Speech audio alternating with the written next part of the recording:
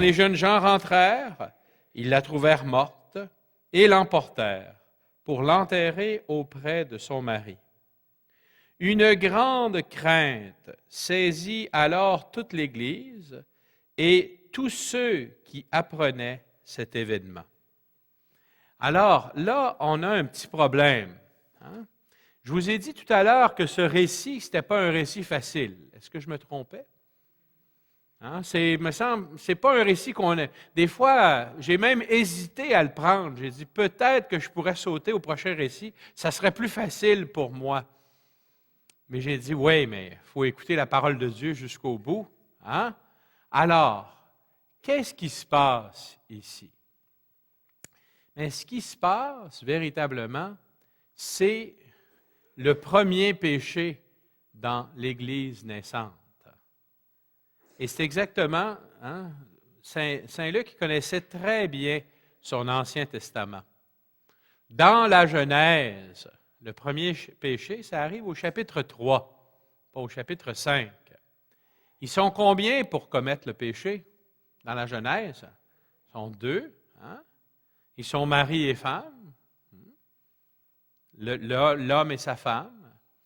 Et puis là, il faut faire attention parce que des fois, nous autres, les exégètes masculins, on parle d'Ève comme la grande tentatrice. Un instant. Hein? Adam était à côté, il n'y avait rien qu'à dire quelque chose. S'il voulait dire quelque chose, il a pris le fruit et il en a mangé lui aussi. Ils étaient tous les deux complices de ce premier péché. Et ce premier péché dans la Bible, c'était contre le premier commandement. Hein? Parce que qu'est-ce que l'homme et la femme voulaient faire en prenant du fruit de la connaissance du bien et du mal? Ils voulaient devenir leur propre Dieu. Et ils échangeaient la parole de Dieu qui leur avait dit, vous pouvez tout manger les fruits sauf un.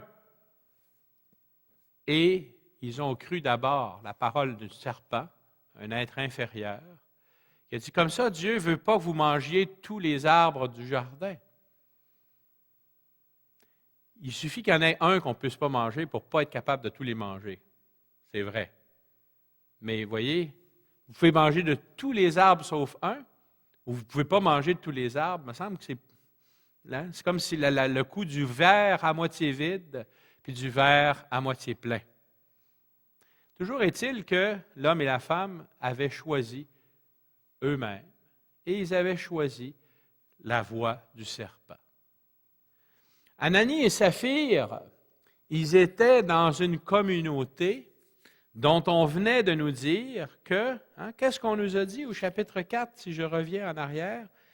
La multitude de ceux qui étaient devenus croyants, pas juste les apôtres, pas juste les disciples, ceux qui depuis la Pentecôte aussi, même s'ils n'avaient pas connu Jésus, étaient devenus croyants, n'avaient qu'un cœur et qu'une âme. Et ça se manifestait d'une manière concrète dans le partage volontaire des biens. Personne n'était obligé, mais ceux qui le voulaient, pour manifester cette unanimité, le fait d'avoir un cœur et une âme, et on a vu depuis la première de nos catéchèses jusqu'à quel point c'était important pour l'Église dans ses commencements, jusqu'à quel point c'est important pour l'Église d'aujourd'hui d'avoir une unanimité. C'est à l'amour que vous aurez les uns pour les autres que les gens vous reconnaîtront pour mes disciples. C'est contre cette unanimité, finalement, que Ananie et Saphir ont péché. Ils ont empêché, finalement, l'Église d'avoir un cœur et une âme. Et en empêchant l'Église d'avoir un cœur et une âme, ils empêchent aussi l'Église d'être pleinement missionnaire. Et là, moi j'ai grandi dans l'Église d'après Vatican II. Alors, des curés qui faisaient la morale, puis qui disaient aux gens, je fais des blagues, des fois je prêche des retraites paroissiales, puis je dis autrefois dans les retraites, vous savez, ça commençait le dimanche soir. Mais c'était mieux de ne pas trop se sentir bien le dimanche soir, parce que le dimanche soir, là, tout le monde allait en enfer. Vous souvenez-vous de ça, ces retraites-là? Hein? Mais autour du mercredi, jeudi, ça allait mieux. On avait été se confesser, on pouvait rentrer au ciel. Hein? En lisant ce passage-là, on a l'impression de revenir dans les retraites d'autrefois, dans l'Église d'autrefois, où souvent, on se faisait menacer d'aller en enfer. Est-ce que je suis le seul à avoir cette impression-là? Je ne pense pas. Hein? Mais qu'est-ce que Luc veut nous dire ici? Luc vient nous dire que les apôtres, dont Pierre est le représentant par excellence, ce sont des gens qui sont pleins du Saint-Esprit. Et quand on essaie, dans ce cas ici, ce serait Ananie et Saphir, de tromper l'Esprit Saint, bien, on essaie aussi de tromper l'Église, la communauté, le corps du Christ où l'Esprit Saint habite. Et Pierre ne s'en laisse pas passer. Maintenant, là où on est moins à l'aise, c'est quand on entend Pierre dire, « Bien, écoute, là, c'est les pas des jeunes hommes, là, hein? C'est eux autres, ils viennent d'enterrer ton mari, puis ils vont faire la même chose avec toi. » Oh là! Là, on a l'impression de rencontrer un vieux curé qui nous dit, « Tu vas aller en enfer. » Mais il est à remarquer ceci. Est-ce que c'est Pierre qui tue Ananie? Est-ce que c'est Pierre qui tue Saphir? Non. En fait, ce que Pierre fait, c'est la même chose que Jésus a fait. Il dénonce le péché. Et Jésus l'a fait souvent, ça, dénoncer le péché. Donc, il ressemble, Pierre, à Jésus. C'est sûr qu'on aimerait mieux l'entendre nous dire qu'on est appelé à la conversion, mais il y a des fois, il y a des parents parmi vous, il y a des fois que ça prend ce qu'on appelle en bon français du tough love. Hein? C'est quoi qui est le plus facile quand on aime quelqu'un, de dire toujours oui, oui, oui, ou d'être capable de dire à son enfant parfois non? Puis quand vous dites non à vos enfants, ce n'est pas parce que vous ne les aimez pas, au contraire, c'est parce que vous les aimez. Et j'aimerais, simplement pour comprendre ce qui se passe chez Pierre ici, il faudrait lire aussi le dernier sommaire des Actes, qui vient tout de suite après. Et comme je vous disais tout à l'heure, ce n'est pas par hasard si l'épisode d'Ananie et Saphir, il est encadré par le premier sommaire et par le deuxième. Je vous le lis, le deuxième.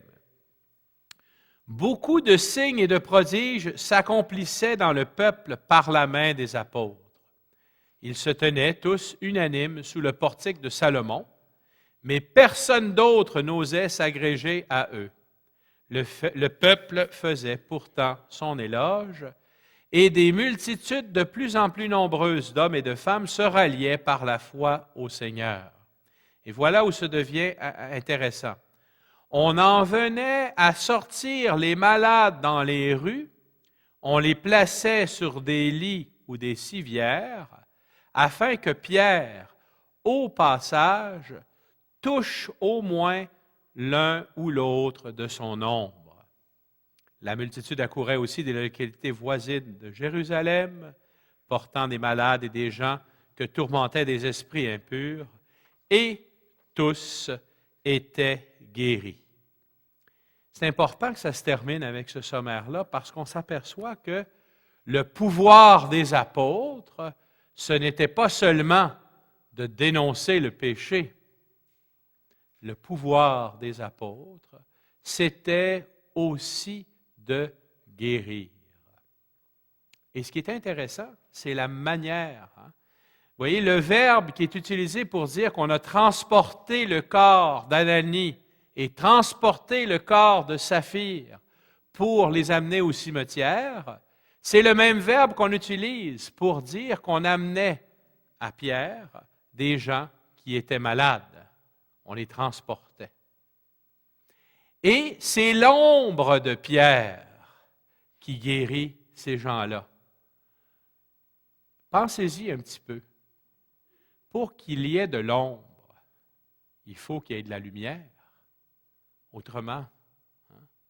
Alors, si vous mettez un malade là, et puis que vous voulez que l'ombre de mon corps puisse le toucher, il faut que de ce bord-là, il y ait de la lumière.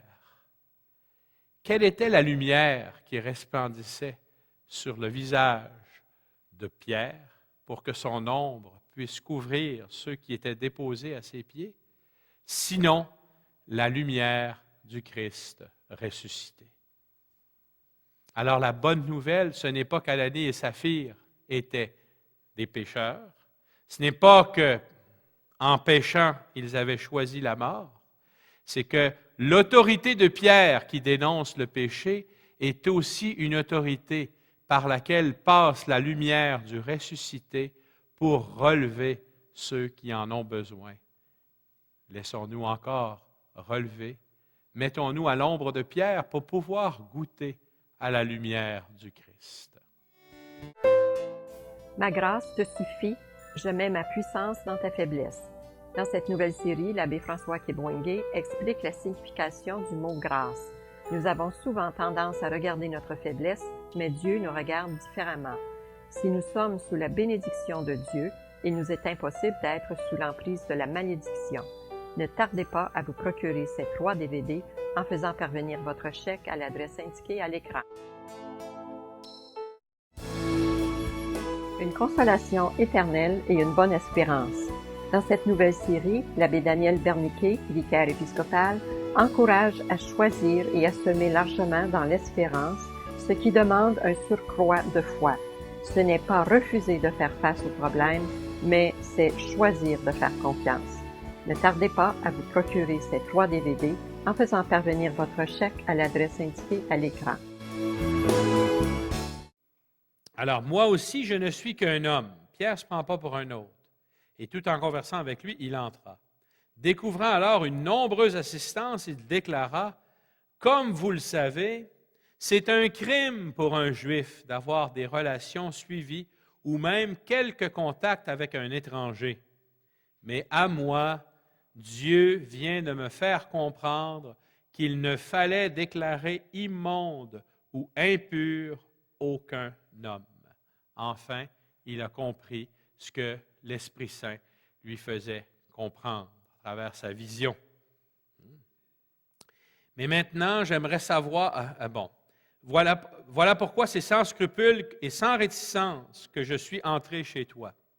Alors là, maintenant, j'aimerais savoir, dit Pierre, quelle est la raison pour laquelle vous m'avez fait venir? Corneille répond, il y a 3 jours. Ah, 3 jours. Ça commence à nous faire rappeler les 3 jours que Jésus avait passés au tombeau. En ce moment même, à 3 heures, j'étais en prière dans ma maison. Soudain, un personnage, etc., il raconte des choses comme ça. Et là, il lui dit, au moment où il raconte ce qui s'est passé, alors Pierre, je suis au verset 34, ouvrit la bouche et dit, « Je me rends compte en vérité que Dieu n'est pas partial. En toute nation, quiconque le craint. » Sous son manteau d'indifférence, le cœur du monde